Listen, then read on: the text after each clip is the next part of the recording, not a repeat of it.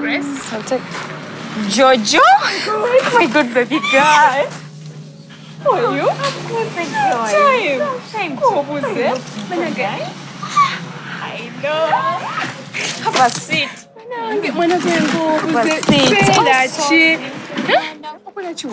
Nina gwe nninze. Kagayi. Si Guy mukwano, baby girl kuluno.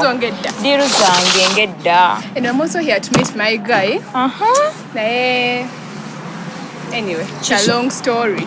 Ate chichi birungi bibi. Kale biri fair. He's married. He has this.